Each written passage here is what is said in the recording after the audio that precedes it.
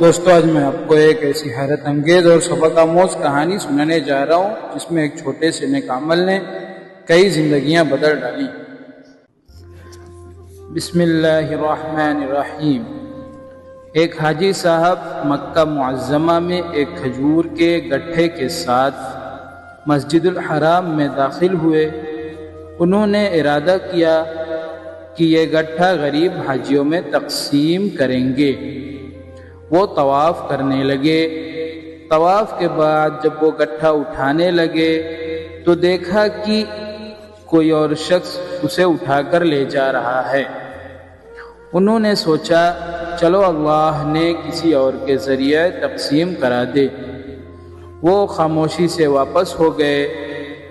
کئی سال بعد ایک تقریب میں ایک شخص ان سے ملا اور بولا، حاجی صاحب آپ مجھے پہچانتے ہیں؟ حاجی صاحب نے کہا نہیں۔ وہ شخص بولا، سالوں پہلے میں مکہ میں بہت تنگ دستی کے عالم میں تھا۔ میں نے مسجد الحرام میں ایک کھجور کا گٹھا دیکھا۔ میں نے سوچا شاید کوئی بھولا ہے۔ میں نے وہ گٹھا اٹھا لیا اور اسے فروخت کر کے اپنا گزارا کیا۔ اس رقم سے میرا کاروبار شروع ہوا اور آج میں ایک کامیاب تاجر ہوں۔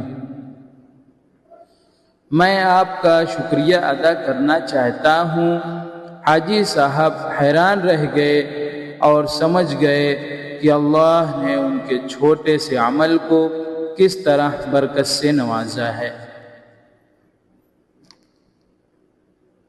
اس کہانی سے ہم کو یہ سبق ملتا ہے، اللہ تعالی ہمارے چھوٹے سے چھوٹے نیک عمل کو قبول فرما کر اس میں ایسی برکت ڈال دیتے ہیں جس کا ہم تصور بھی نہیں کر سکتے۔